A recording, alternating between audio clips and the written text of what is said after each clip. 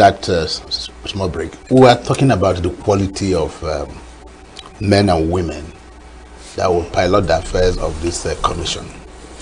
And you have tried to espouse the kind of people you expect.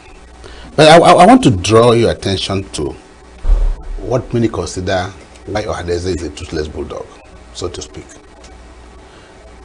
Recruitment pattern. Governors, that you just mentioned, have been in the forefront, they've been the vanguard of deciding who becomes Ohanaeze president.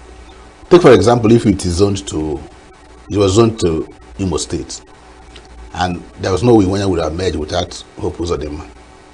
Bring this board, and then the danger again is that these governors may turn this into a political patronage. Do you see this danger? The danger is very real. In fact, the danger is active. It's an active volcano that will just erupt anytime. And so to shield this, the governors, are very powerful people. They've always been. They are very powerful people. Well, anybody who is trying to pretend is just playing the ostrich. But for the first time, can they just say, okay, let them just ensure that the recruitment process is based purely on merits. Let's not try to zone the positions, because themselves, some of these our governors now are actually people who have been in business or who are consultants. A lot of them, I get to the point. At least I know that of ENUGU. I know also that of Anambra. I know that of Abia. These are astute people who have been high-level, engagements when it comes to economic ventures. But surprisingly, yeah, what I'm saying, the act of being an expert in private sector has not translated to anything in public. So public sector. Now, what we are now saying is that they should leave this baby now that has just been born. They should feed it with the right milk. They should not enroll it in kindergarten when it is 2 months old.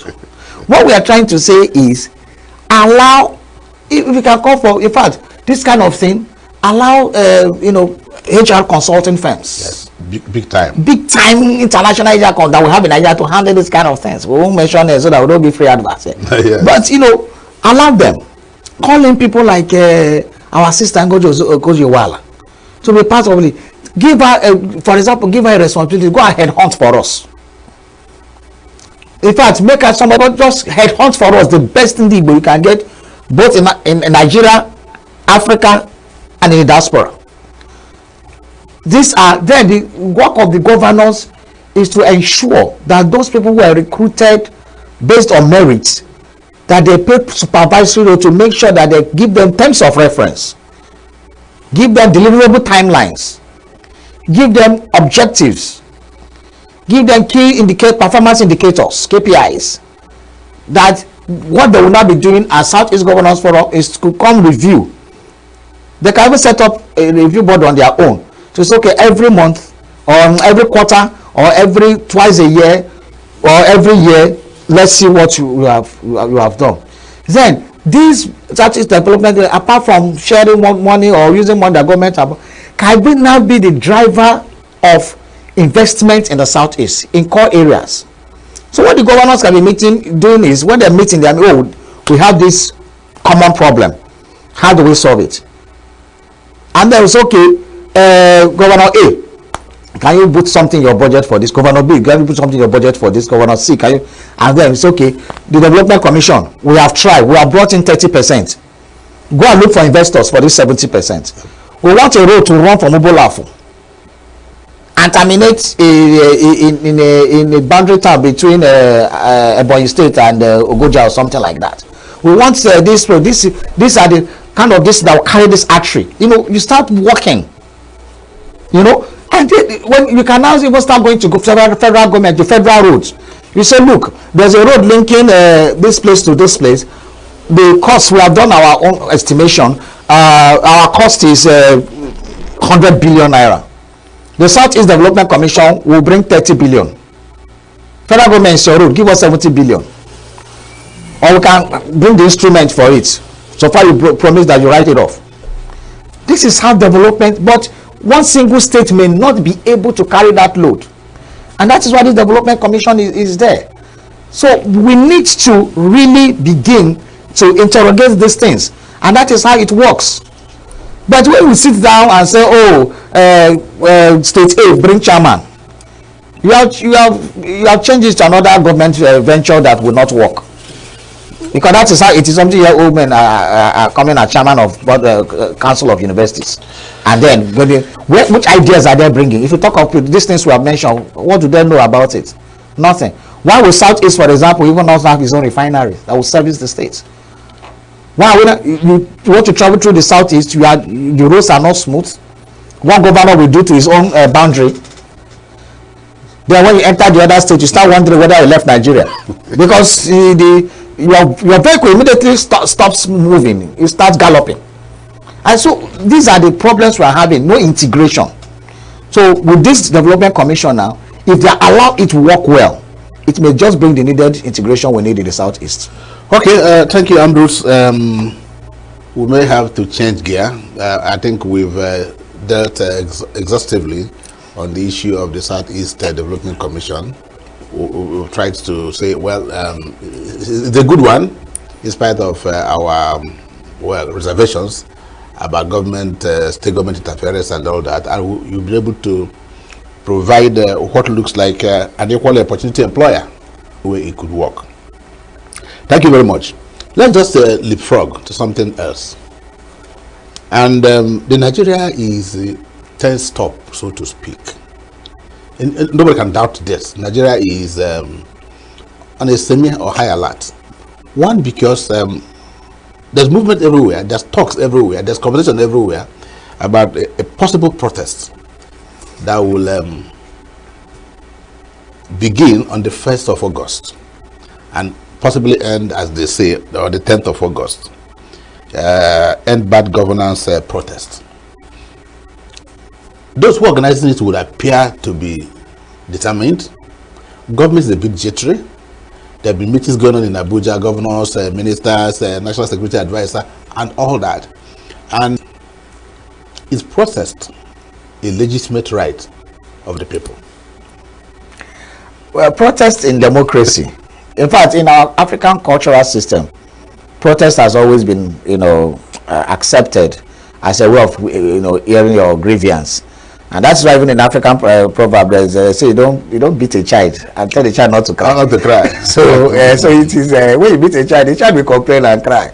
And that is why if you go to the village, you beat a boy, the boy will be marching and shouting and protesting.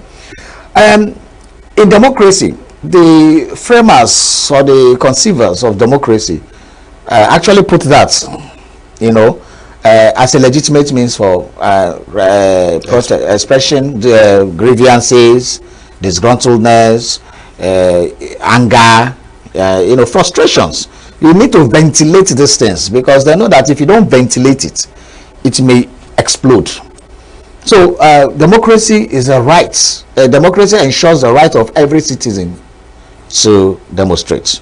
Now the police somehow is still stuck in the colonial era, where they tell you that you need permit. You don't need permits. Lawyers have said it, have been tested in court, but different people still come and say the police has not cleared you. The police does not need to clear anybody to do demonstrations or protests in Nigeria. Police, you just need to inform the police that we are doing a protest. Come and provide security. So the work of the police and other security agencies during the protest in democracy is to ensure that fifth columnists do not infiltrate legitimate protests, to ensure that the people who are security agencies to provide cover for those who are protesting. There's hunger in the land. You are beating a child, you are telling the child not to cry. There's unemployment rate very high. There is service charge is increasing everywhere. Electricity tariff has gone above the roof. Fuel, petroleum cost is everywhere. Cost of education is increasing. Cost of food is not more acceptable. Cost of drugs.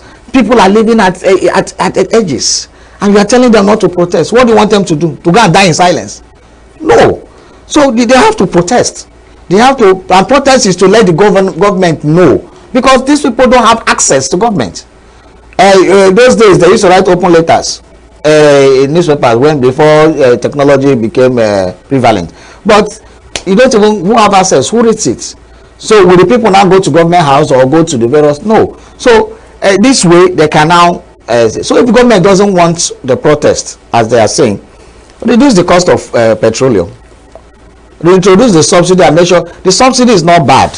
It is the fraud that is bad in it. So remove the fraud in the subsidy. How can the almighty government tell me you don't know those who are committing the fraud?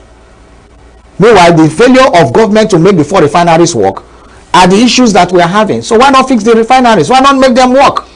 Okay. So that we can have all these things, and then we cannot go back to the status quo of May 28, 2023. When we go back to the status quo, then we can begin the conversations. Because that's where we need to go back to. People spend as much as, look at what is happening in the universities now. A lot of universities are shutting down electricity supply to their students. Yeah. Benin is grappling with that. Lagos is grappling. Ibadan is grappling. All of these universities. So do you want an implosion? So the students are having issues, and once they start having issues and it spills out, it becomes a problem. So the best thing now is for government to start coming out fast. Look at what they are doing, selling truckloads of grains. Let's leave that. Let me ask you. The protest, if it begins, how can it be managed? I have this saying, you have a right to swing your arms, but I must mind the nose of the man standing next to me. Okay? Protesters, they have a right to protest. Must they stop others from moving around? Must they barricade the roads? Must they make movement difficult for people? Must they also suffer those who are doing the legitimate businesses? How can it be? There are different types of protests. There is what you call picketing, which Labour uses a lot. Picketing is you close down an establishment, for example, an organization, maybe the office or government establishment, and said nobody's coming in, nobody's going to work here today, or for 3 days or 4 days. That is picketing. It's also recognized as a legitimate form of protest. We saw I watched on one news channel this morning how Niger Delta women, so women from some community in Niger Delta who have been living in darkness, went to protest, and they picket the company and said, no, you will not work here until you restore power, electricity power to us. We have been in darkness. So it's legitimate. It's allowed. But now, when you now come for demonstration,